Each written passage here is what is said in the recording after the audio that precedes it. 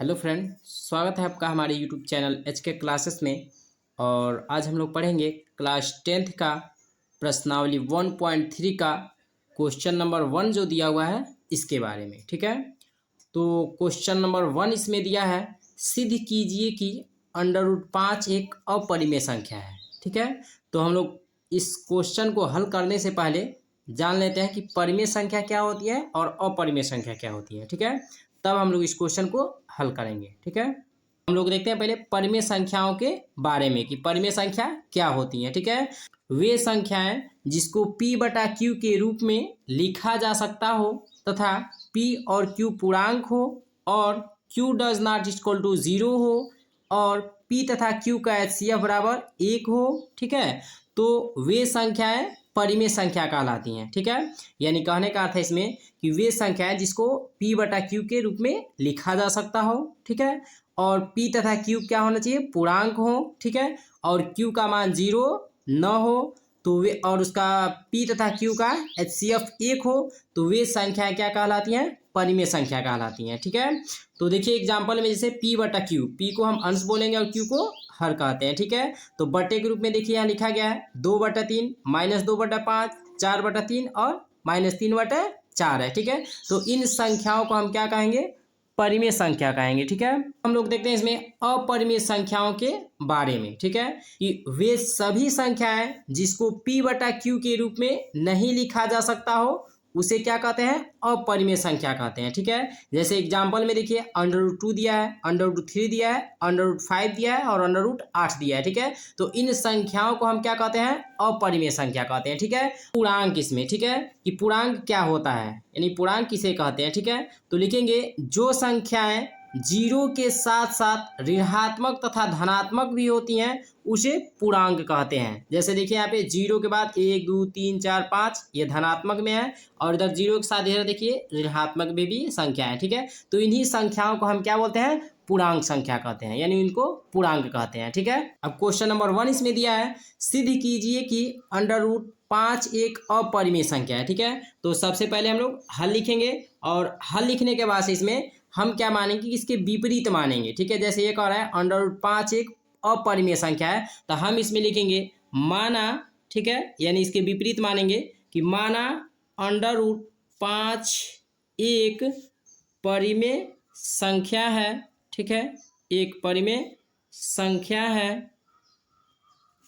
ठीक है, एक परिमेय संख्या है। ठीक है, इसलिए √5 बराबर हम क्या लिख सकते हैं, √5 बराबर p/q लिख सकते हैं। ठीक है, और यहाँ पे लिख देंगे जहाँ, ठीक है, जहाँ क्या हो सकता है, q does not equal to 0। ठीक है, मतलब q का मान 0 के बराबर कभी नहीं होगा। ठीक है, तथा p, ठीक है, और q, ठीक है, p तथा p और q पूर्णांक हैं।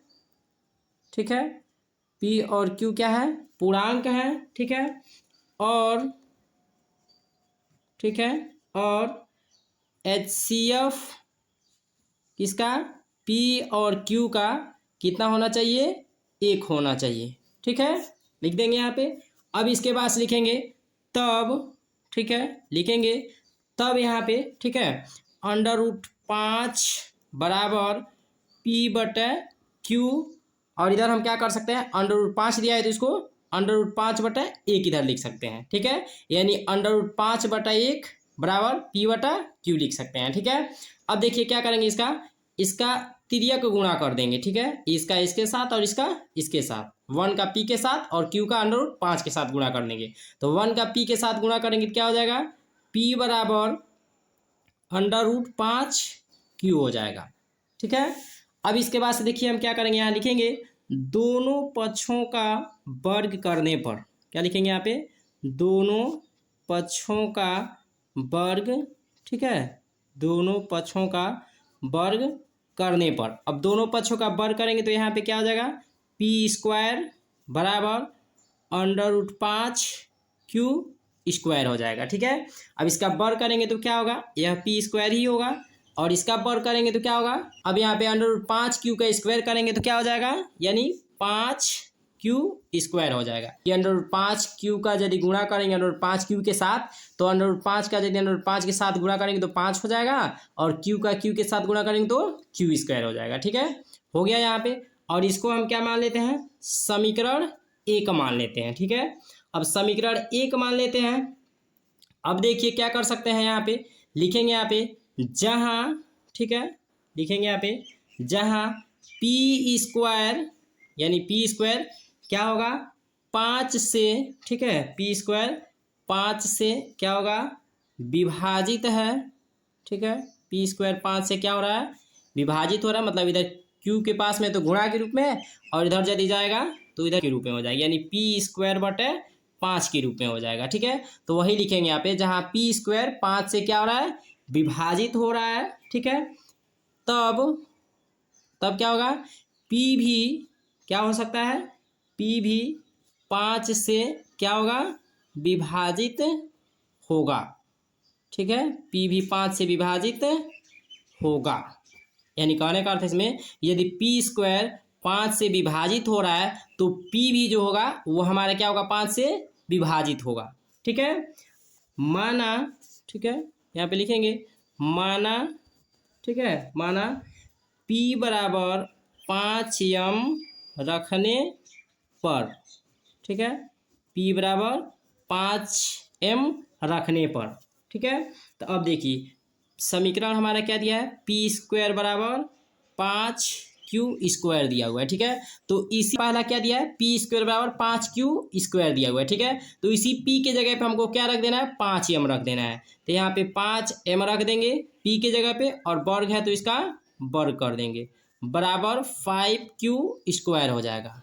ठीक है, अब देखिए इसका वर्ग करेंगे तो 5 5 25m² बराबर 5q² हो जाएगा। ठीक है, अब 25 हमारा 5 से कितना बार में कटेगा, 5 5 25, यानी इधर कितना हो जाएगा, 5m² बराबर q² हो जाएगा, यानी इसको हम क्या लिख सकते हैं, q² बराबर 5m² लिख सकते हैं इसको। ठीक है, और यह समीकरण हमारा क्या हो जाएगा, 2 हो जाएगा। ठीक है, समीकरण 2 हमारा क्या दिया है, यानी q² बराबर 5m², ये समीकरण हमारा क्या है, 2 है। तो अब देखिए इसमें जो q² है तो ये 5 से ये भी विभाजित होगा। ठीक है, तो यहाँ पे लिखेंगे जहाँ, ठीक है, जहाँ q², ठीक है, 5 से क्या हो रहा है, विभाजित होगा, विभाजित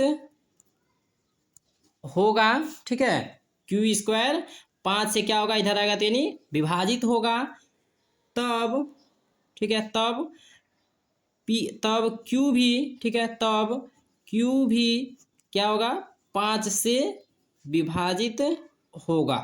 ठीक है, 5 से विभाजित होगा। ठीक है, तो अब इसके बाद क्या लिखेंगे, इसलिए समीकरण, ठीक है, समीकरण 1 और समीकरण, ठीक है, 2 से, ठीक है, P और Q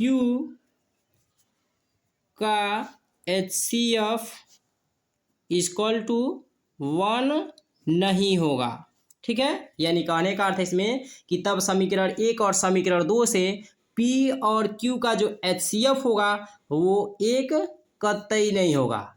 ठीक है, जब HCF इसका 1 नहीं होगा तो ये हमारा परिमेय संख्या नहीं है। ठीक है, इसलिए कि इसके पहले परिमेय संख्या में हम लोग क्या पढ़े हैं कि P और Q के रूप में जो संख्याएं लिखी जाती है उसको परिमेय संख्या कहते हैं, तथा Q का मान क्या होना चाहिए, 0 नहीं होना चाहिए, तथा P और Q बराबर, यानी जो इसका HCF होगा वह कितना होना चाहिए, 1 होना चाहिए। ठीक है, तो यहाँ पे देखिए HCF जो होगा P और Q का 1 हो रहा है, नहीं हो रहा है, 5 आ रहा है यहाँ, इसलिए यहाँ पे लिखेंगे अतः, ठीक है, अतः हमारी अवधारणा, अतः हमारी अवधारणा जो है वह क्या है, हमारी अवधारणा गलत है।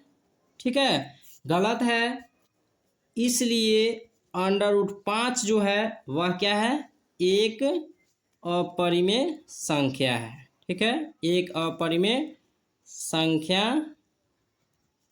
है। ठीक है,